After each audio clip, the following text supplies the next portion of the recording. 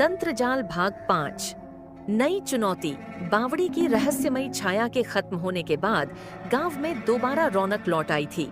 युग, नेहा और ध्रुव अब थोड़ा निश्चिंत होकर सामान्य जीवन की ओर लौटने लगे थे। लेकिन एक शाम नेहा को अपने आंगन में तंत्रजाल की किताब के बीच एक नई पत्ती दिखी, जिस पर किसी और की लिखाई थी। यह तो बस शुरुआत थी। नेहा दौड़कर युग और ध्रुव को बुलाती है। तीनों किताब को फिर खोलते हैं। नई पत्ती पर अजनबी अक्षरों में एक संदेश लिखा है। अगर गांव को सचमुच बचाना है तो बांसवाड़ा की पुरानी हवेली तक जाना होगा। वहां की छत के नीचे छुपा है अंतिम रहस्य। केवल वही इसे खोज सकता है जो तंत्रजाल की छाया से बच चुका हो।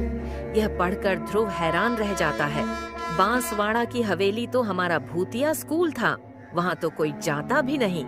युग गंभीरता से कहता है, शायद तंत्रजाल की असली ताकत अब भी वहां छुपी है। पुराने राज्य अभी खुले नहीं। तीनों हिम्मत जुटाकर अगली सुबह बांसवाड़ा हवेली की ओर निकल पड़ते हैं।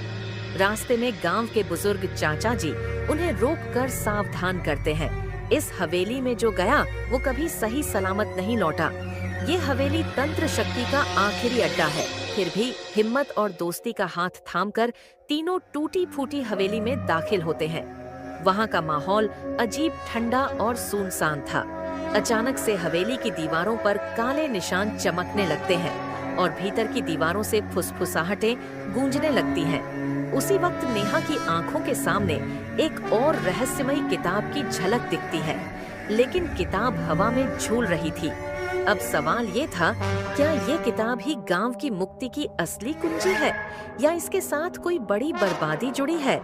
क्या तीनों दोस्त मिलकर आखिरकार तंत्रजाल की अंतिम गुत्थी सुलझा पाएंगे या इस रहस्य के चक्कर में कोई नई मुसीबत खड़ी हो जाएगी?